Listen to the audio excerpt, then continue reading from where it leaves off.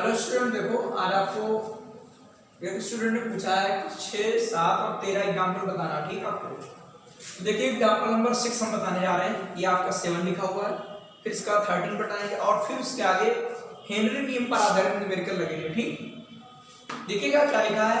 Caustic soda विलीन के 500 ml में इसके 50 ग्राम घुले, इसकी सांद्रता ग्राम प्रति लीटर में।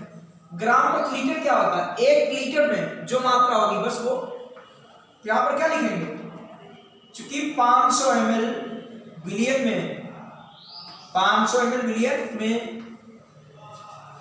NaOH की मात्रा कितनी है? NaOH की मात्रा कितनी है?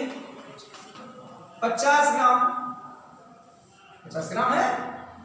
इसीलिए 1000 ml विलियन में 1000 का मतलब क्या होता है? 1 लीटर। भाई 1000 का मतलब क्या होता है? 1 लीटर। इसीलिए 1000 ml या 1 लीटर विलियन में NaOH की मात्रा कितनी आएगी? 50 गुणे में आएगा 1000 बटे में आएगा आपका 500, 100 ग्राम आ गया। तो ग्राम प्रति लीटर मतलब 1 लीटर में। ठीक, तो NaOH की सांद्रता कितनी आ गई? NaOH की सांद्रता आ गई 100 ग्राम प्रति लीटर।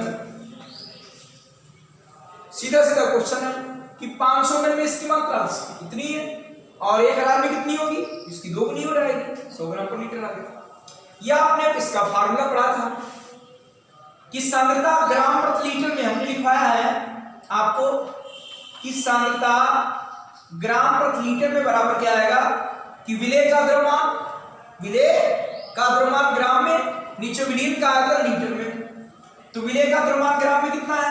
50 ग्राम है। विलीन का आयतन लीटर में कन्वर्ट करेंगे तो 1000 से बाहर करना पड़ेगा। आप इसको कैलकुलेट कर लो, वही आ जाएगा। ठीक, ये सूत्र से हो गया। भाई सांद्रता ग्राम पर लीटर में पढ़ा है कि विलेय का द्रव्यमान ग्राम में, नीचे विलीन का आयतन लीटर में। आप इससे कर लो तो भी इतनी सांद्रता आएगी, या ऐसे लगा दीजिए सीधे सीधे। ठीक, यह आपका एग्जांपल 6 क्लियर हो गया होगा। एग्जांपल 7 देखिए, उसके बाद 13। 7 क्या है कि HCl का दशांश तुल्यांकी भार। तो ये हो गया HCl का ग्राम तुल्यांकी भार कितना है? HCl का यही कहलाता है ग्राम तुल्यांकी भार। कितना है ग्राम तुल्यांकी भार? कितना है? दशांश मतलब 1/10। दशांश मतलब क्या हुआ? 1/10 मतलब 10 अंश का 1 भाग, वही लिखा है। अब पूछ रहा नॉर्मलता। नॉर्मलता बराबर आपने फार्मूला पढ़ा है, क्या पढ़ा है कि विलेय के ग्राम तुल्यांकों की संख्या, विलेय के ग्राम तुल्यांकों की संख्या नीचे आएगा विलियन का आयतन लीटर में,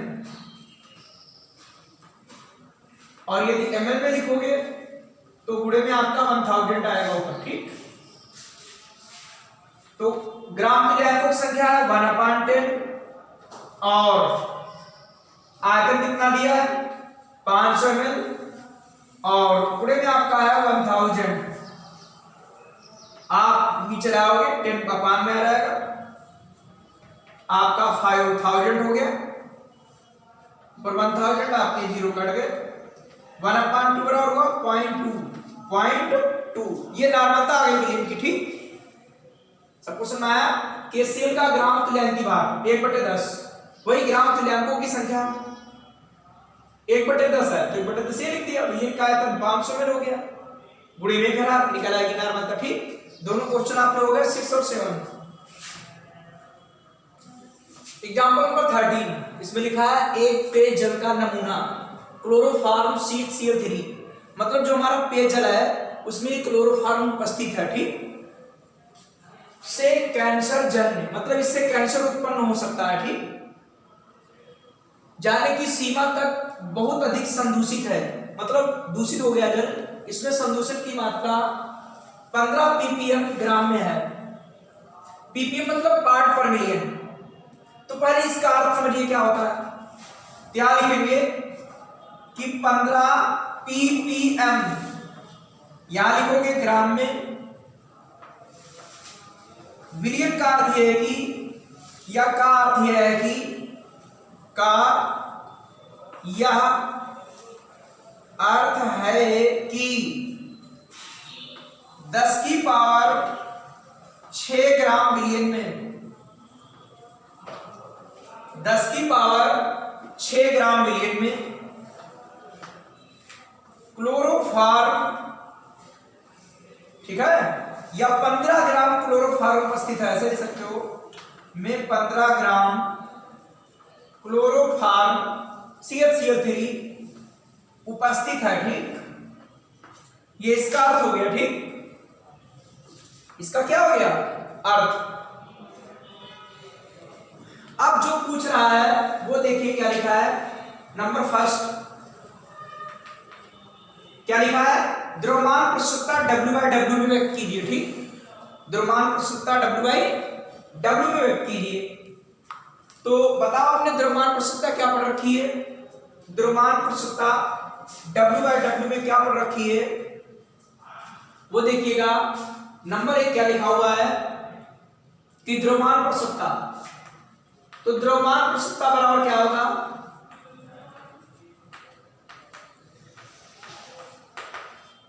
द्रव्यमान प्रस्तुतता बराबर क्या आएगा कि विलेय का द्रव्यमान, विलेय का द्रव्यमान ग्राम में, नीचे आएगा विलियन का द्रव्यमान ग्राम में,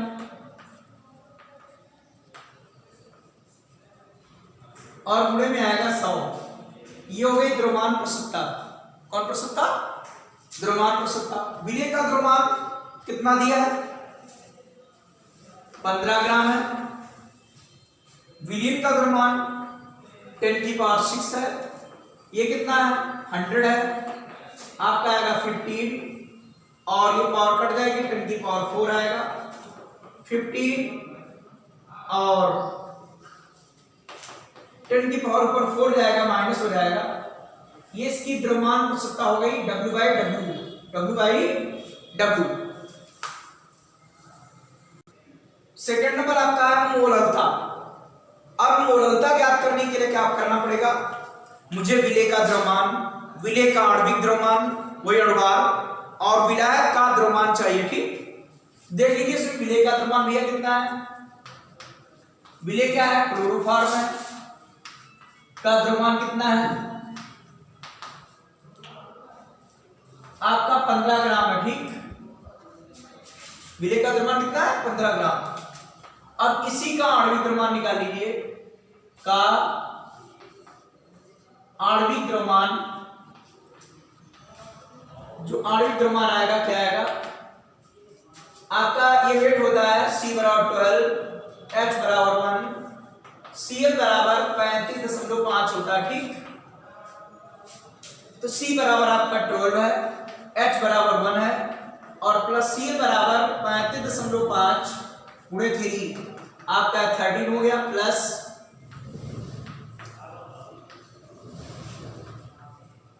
इसको प्लस कर दिए, कितना आया? 119.5। ये इसका आणविक द्रव्यमान हो गया। ठीक, अब लिखेंगे विलायक का द्रव्यमान।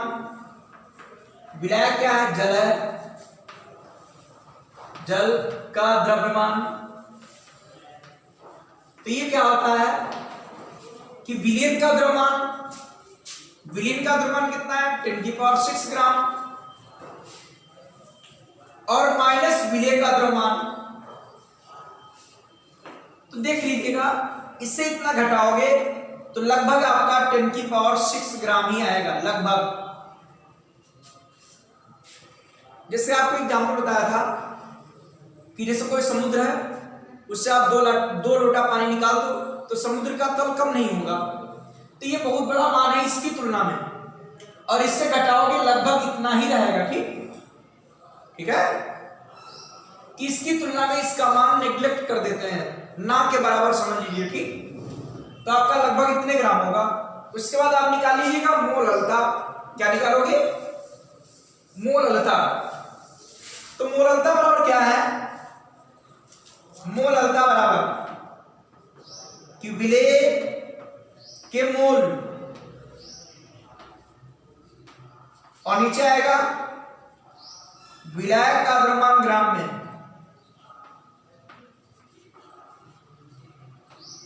और 1000 मल्टीप्लाई आ जाएगा। ठीक, तो विलय के मोल क्या आएगा, द्रव्यमान बटे ये द्रव्यमान कितना है, आणविक द्रव्यमान कितना है,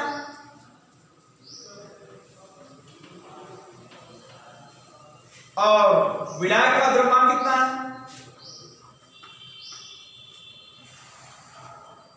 आप इसको सिंप्लीफाई कर लेना, सरल कर लोगे, आपकी मोललता निकल आएगी। क्या निकल आएगी, मोललता। ठीक, इसको आप सरल कर लेंगे, क्या निकल आएगी, मोललता।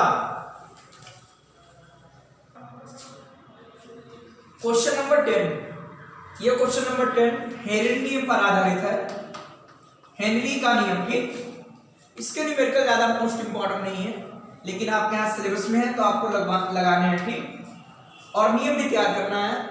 तो नियम फिर बताते हैं कि स्थिर ताप पर किसी गैस का वाष्प अवस्था में आंशिक दाब उस गैस के या उस विलयन में गैस के मोल प्रभाज के बराबर होता है।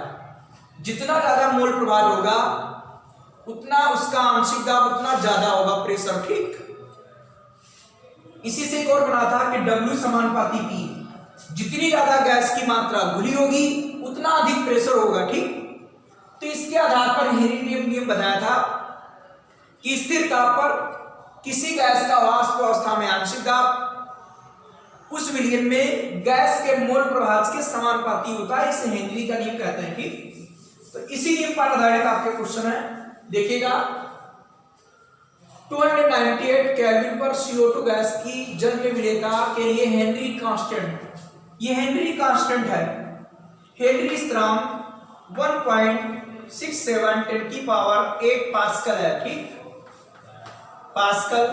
इसको एटीएम में चेंज करेंगे क्योंकि एटीएम में आगे दिया है। तो आपको कल बताया था हमने कि एक एटीएम बराबर कितना होता है, 101 325 पास्कल, पढ़ा था कि नहीं।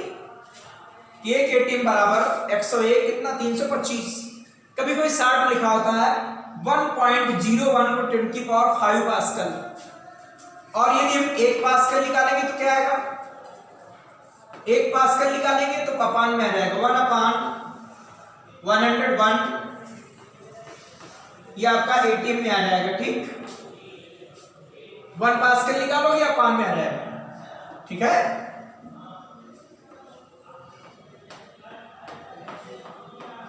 ठीक, इतना क्लियर। तो आप पास्कल को एटीएम में चेंज करने के लिए इतने से डिवाइड करेंगे तो आ जाएगा 1.67 10 की पावर 8 पास्कल है। इसमें डिवाइड कर देंगे 101 और 325, ये आपका एटीएम में कन्वर्ट हो जाएगा। ठीक, इसमें कन्वर्ट हो जाएगा एटीएम में। इसको आप सरल कर लेंगे, कितना आ जाएगा। ठीक, अब लिखेंगे हेनरी के नियम से, हेनरी के नियम से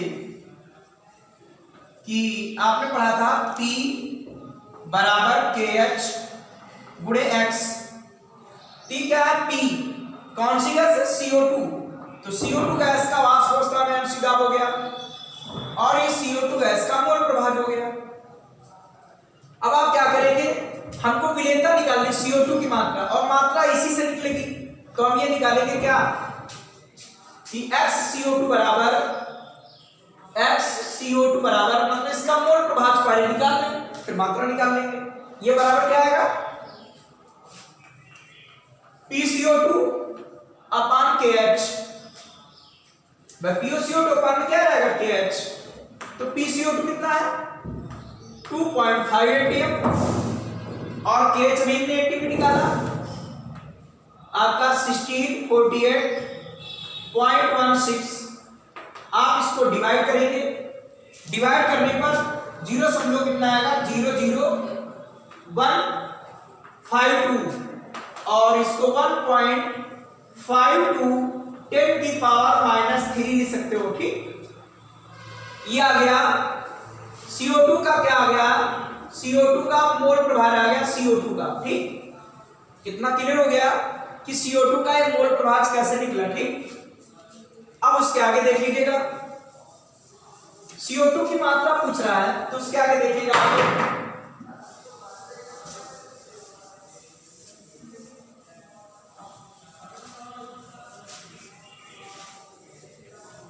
तो इसका मोल प्रभार बराबर क्या होगा कि CO2 का मोल प्रभार बराबर क्या आएगा, CO2 के मोलों की संख्या, नीचे CO2 के मोलों की संख्या और प्लस सोडा वाटर जल में बना है, जल के मोलों की संख्या 1.52 10 की पावर -3।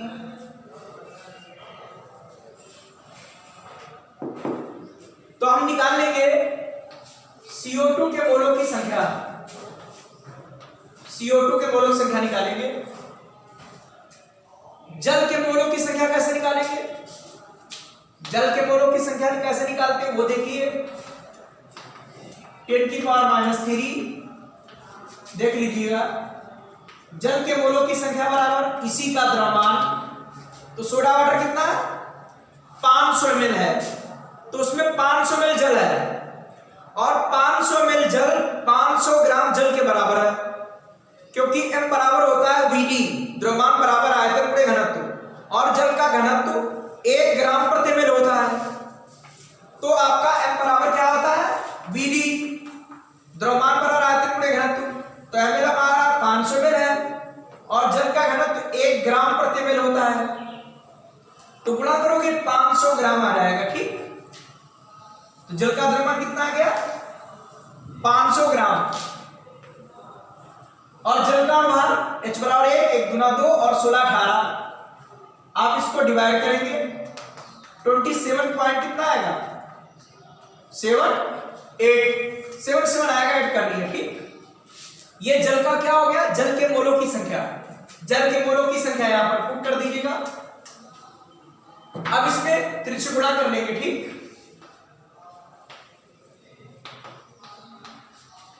गुणा करेंगे, MCO2 बराबर 1.52 10 की पावर -3।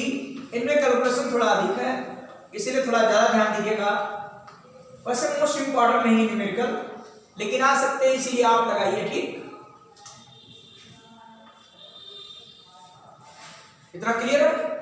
अब आएगा MCO2 बराबर 1.52 10 की पावर -3 MCO2 प्लस इसकी से मल्टीप्लाई करो 1.52 10 की पावर -3 मल्टीप्लाई 27.78, इससे इसे मल्टीप्लाई हो जाएगी। ठीक, अब क्या आएगा, इसको इधर ले आइए, MCO2 माइनस 1.52 10 की पावर -3 MCO2 इक्वल टू 1.5232 10 की पावर -3 मल्टीप्लाई 27.78। इतना आपको क्लियर हो रहा है।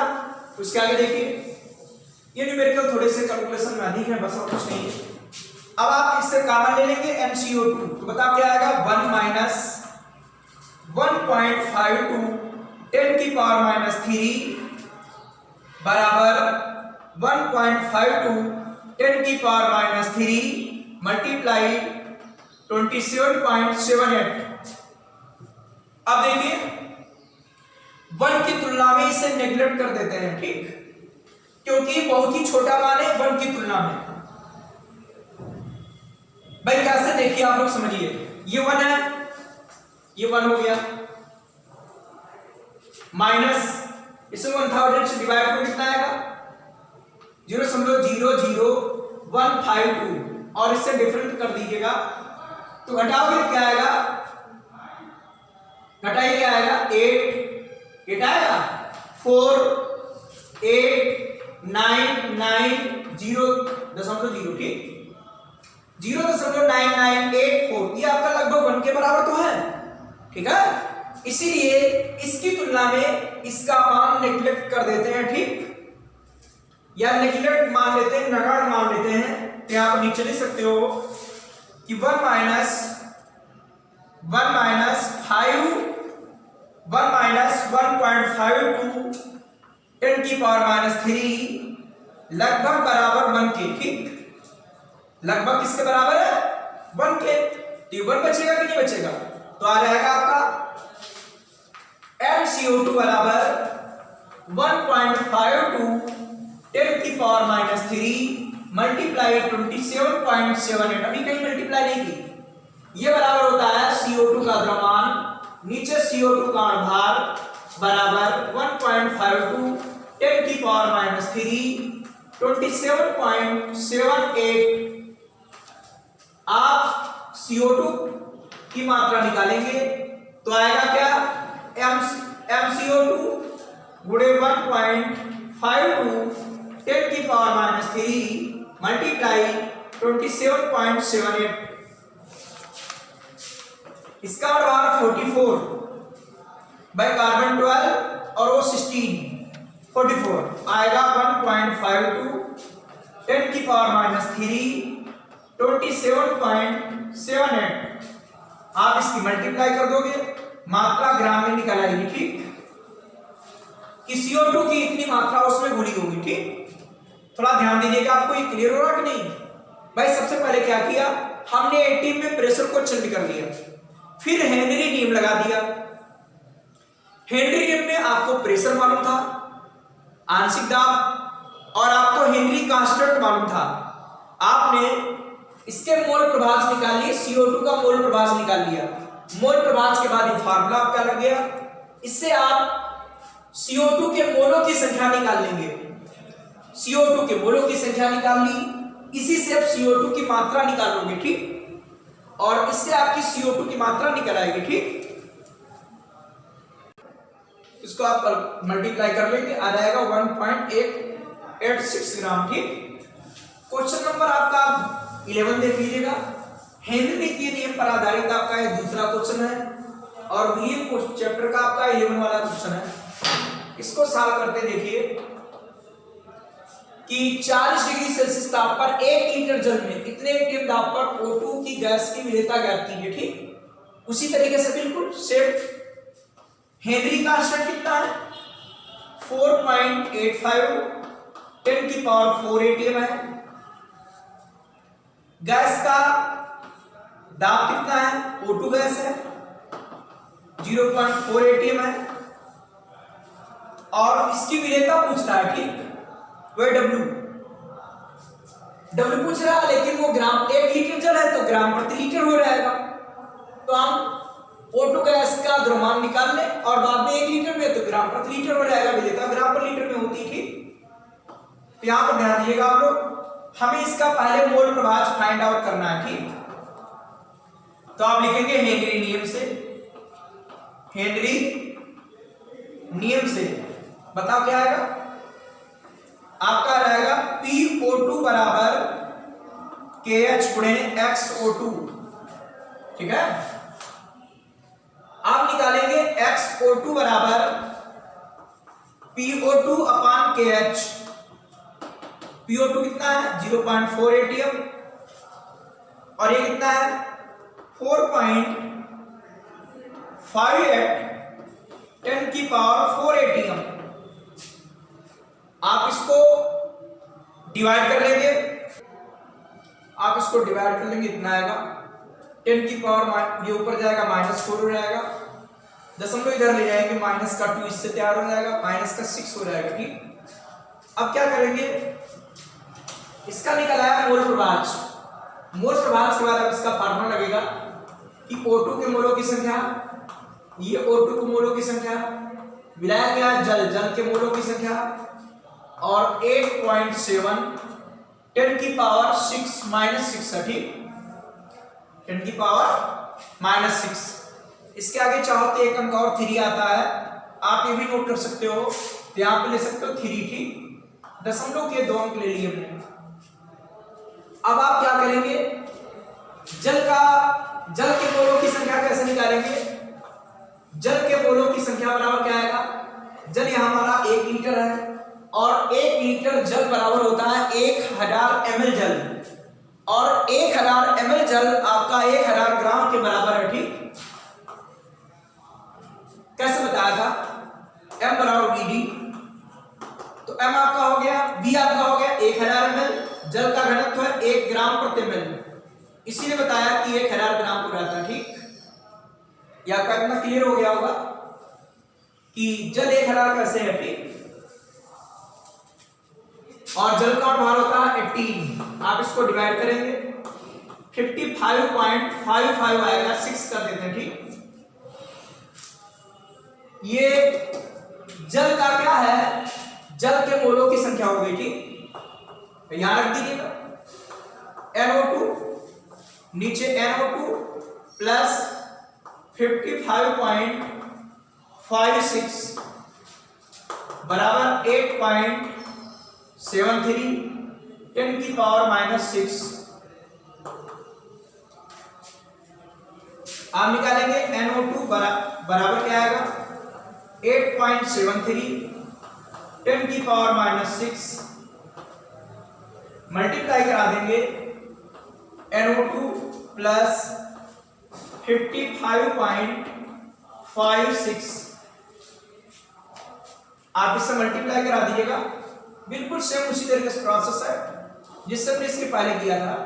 8.73 10⁻⁻⁶ NO2 प्लस 55.55 मल्टीप्लाई 8.73 10⁻⁻⁶, कितना देखो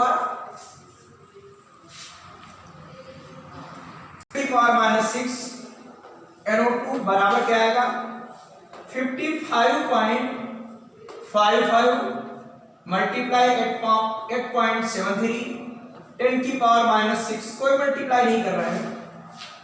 अब आप क्या करोगे, NO2 कॉमन ले लीजिए, 1 माइनस 8.73 10⁻⁻�6 बराबर 5.56 6 लिखा तो 6 लिख लीजिए, और आपका आएगा मल्टीप्लाई 8.73 10⁻⁻�6। अब 1 की तुलना में इसका मान नेग्लेक्ट मान लेंगे, नगण्य, जैसे बताया था 1 से घटाकर देखोगे लगभग 1 आएगा। तो NO2 जो लिख दे यहां पर, चूंकि 1 माइनस 8.73 10⁻⁻�6 आपका लगभग बराबर है 1 के, ठीक।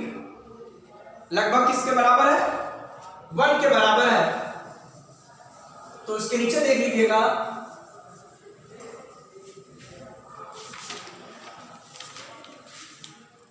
ये लगभग 1 के बराबर है, क्योंकि इसकी तुलना में इसका मान 1 के बराबर हो गया।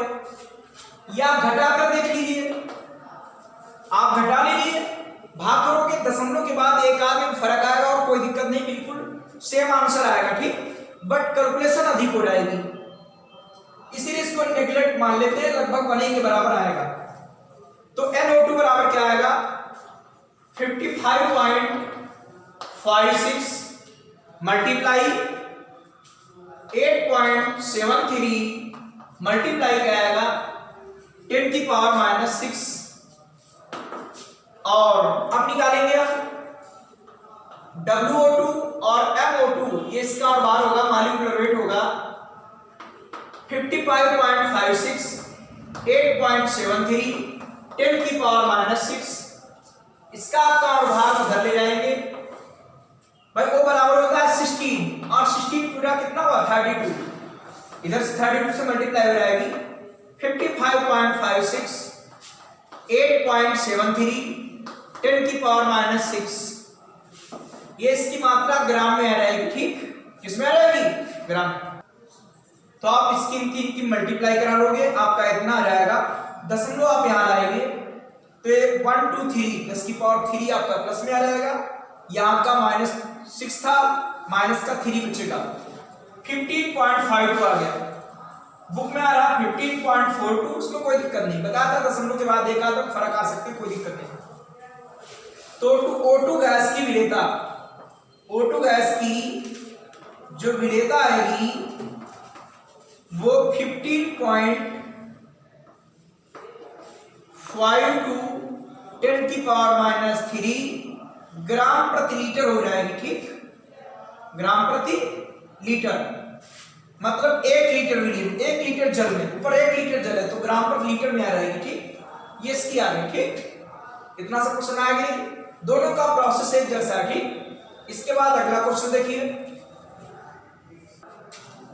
देखिए ये आपका 12 क्वेश्चन है और हेनरी कांस्टेंट, हेनरी नियम के लिए आपका तीसरा क्वेश्चन है। ठीक, एक वायुमंडल दाब पर 1 लीटर जल में 20 डिग्री सेल्सियस ताप पर 0.02 ग्राम N2 गैस घुली है, हेनरी स्थिरांक की गणना पूछ रहा है। ठीक, देख लीजिएगा भैया, यहां पर 1 atm दाब है तो N2 का दाब कितना हो गया 1 atm, और इसका मोल प्रभाव निकाल लें तो हेनरी कांस्टेंट निकल आएगा, और इसका मोल प्रभाव निकाल लें N2 गैस का तो मोल प्रभाव के लिए इसके मोलों की संख्या निकालनी पड़ेगी। तो आप निकालोगे पहले N2 के मोलों की संख्या बराबर क्या आएगा, N2 का द्रव्यमान, N2 का द्रव्यमान कितना है,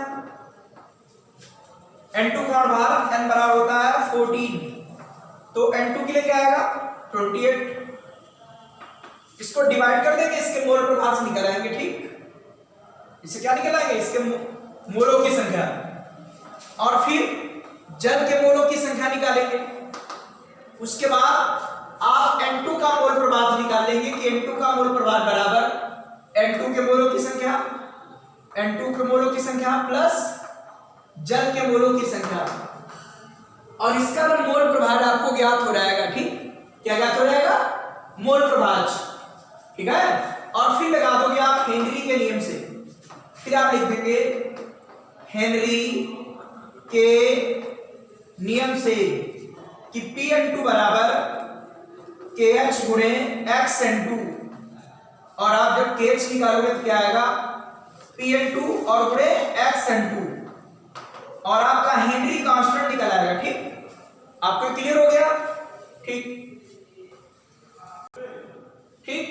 तो आपका देखो ये N2 का दाब दिया है, हेनरी स्थिरांक पूछ रहा था, N2 के मोल निकालेंगे, द्रव्यमान बटा भार, ये इसका लगभग में निकाल लिया हमने। ठीक, N2 के मोलों H2O के मोलों की संख्या, H2O का द्रव्यमान 1 लीटर जल बराबर 1000 ml, और 1000 ml आपका जल 1000 ग्राम के बराबर आपा में लिखा है, और इसको डिवाइड करेंगे, इसके मोलों की संख्या निकल आई। अभी बताया था हम N2 के मोल प्रभाव निकालेंगे, तो N2 को मोलों की संख्या नीचे N2 मोलों संख्या प्लस जल के मोलों की संख्या, ये हमने लिख दिया, इसे प्लस कर दिया, इसको डिवाइड किया, इतना आया। अब हेनरी के नियम से ये फार्मूला लगा देंगे, हेनरी कांस्टेंट निकाल लेंगे, ये पानी आएगा। ठीक, ये आपका क्या है 1 है, 1 atm है, दशमलव उठाएंगे, 7 जीरो आपके ऊपर हो जाएंगे, 3 जीरो इसमें से ले लिए, 4 अलग कर लिए, इसको इससे डिवाइड कर देंगे, 8 आ जाएगा। ठीक, 8 × 10⁴ atm आपका ये आ गया हेनरी स्थिरांक। ठीक, किताब में 8 दशमलव कुछ दे रहे होंगे समथिंग, तो हो सकता है उन्होंने अधिक अंक निकाले हो या कम अंक निकाले हो, हमने आपके इतने अंक निकाल दिए तो आपका लगभग इतना आ गया। ठीक, तो ये आपके हेनरी के नियम पर 3 क्वेश्चन थे वो लगवा दिए, वो ज्यादा इंपॉर्टेंट नहीं है। ठीक, इसके बाद जो क्वेश्चन स्टार्ट होते हैं वो सब इंपॉर्टेंट और मोस्ट इंपॉर्टेंट होंगे। ठीक,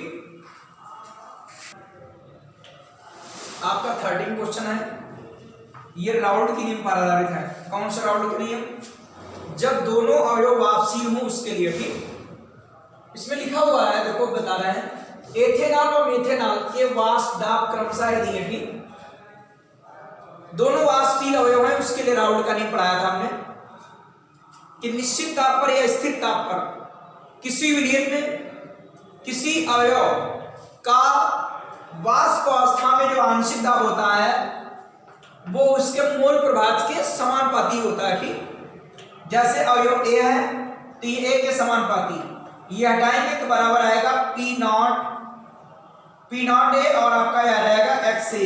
ठीक, ये ऐसा आपने पढ़ा था। दूसरा अवयव यहाँ पर B आएगा, और विलयन का के वाष्प दाब की गणना P बराबर क्या आएगा PA + PB हो जाएगा। ठीक, इससे निकल आएगा। तो इसमें देख लीजिएगा कि कि क्या क्या पहले दिया हुआ है कि इनके शुद्ध अवस्था में ये आपका क्या है एथेनॉल, बोलो क्या है एथेनॉल का शुद्ध अवस्था में, अभी मिलाए नहीं गए, बाद में मिलाए जाएंगे तो विलयन में उनके निकलेंगे, ये शुद्ध अवस्था में है। ये आपका क्या है एथेनॉल, एथेनॉल मतलब ई लिख दिया यहां पर, सूत्र आपको जानते हैं C/H5 छोटा वीडियो भाग निकलवाएंगे, कितना आएगा 44.5 mmHg। ये क्या है मेथेनॉल मतलब m, कितना आएगा 88.7 mmHg। ये इनके जो है वाष्प दाब है, ठीक, ये शुद्ध अवस्था में इनके वाष्प दाब है। अब इन्हीं के मोल प्रभाज निकालेंगे, तो इनके मोल प्रभाज कैसे निकलेंगे, पहले इनके द्रव्यमान कितने दिए, एथेनॉल का द्रव्यमान कितना है, एथेनॉल का द्रव्यमान, एथेनॉल का द्रव्यमान कितना भी है 60 ग्राम, मेथेनॉल, मेथेनॉल का द्रव्यमान कितना है 40 ग्राम, इनके और बाहर निकाल लीजिए। एथेनॉल मतलब CH5OH, यह आपका एथेनॉल का मोलर द्रव्यमान निकालेंगे, या अणुभार बातें की चीज है, या आणविक द्रव्यमान मोलर द्रव्यमान, तो C बराबर आपका जानते हो वेट, C बराबर आपका 12, H बराबर 1, O बराबर 16, ये इसके एटॉमिक वेट है। 12 दूनी 24 और ये 5 और ये 16 और ये आपका 1, तो ये हो जाएगा आपका 46। अब निकालेंगे मेथेनॉल, मेथेनॉल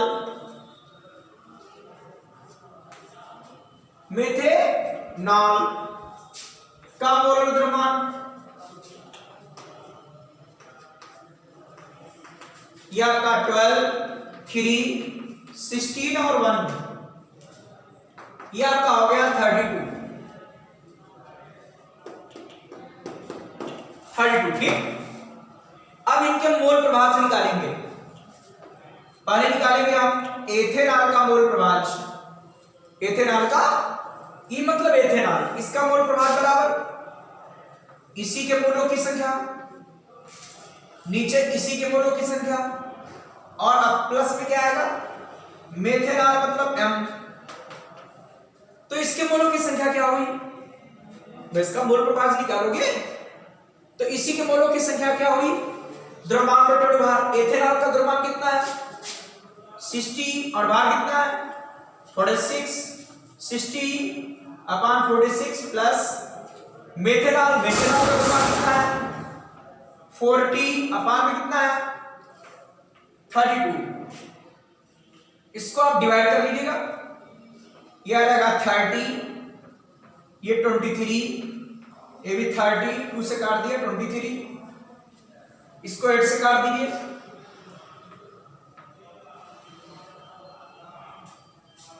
ठीक। तो देखो ये हमने नोट कर लिया था, इसका दिन का हमने मोलर द्रव्यमान निकाल लिया था।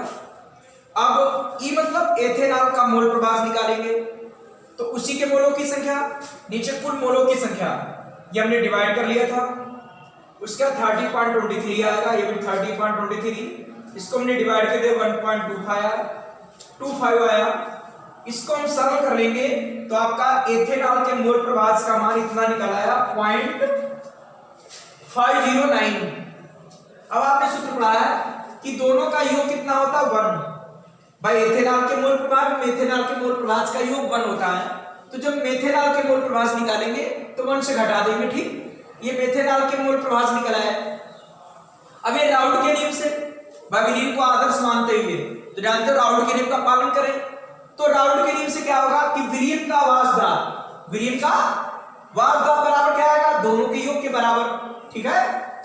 और वो आपने पढ़ा है कि होगा क्या P0 और XE प्लस PF0 XM, इनके शुद्ध अवस्था वाले हमने वाष्प दाब रख दिए, इसका मोल प्रभाज लिख दिया, इसका मास दाब लिख दिया, इसका मोल प्रभाव लिख दिया, इससे मल्टीप्लाई करा, ये मल्टीप्लाई करा ली, इसको प्लस कर दिया, आपका इतना आ गया। ठीक, 66.2 mmHg।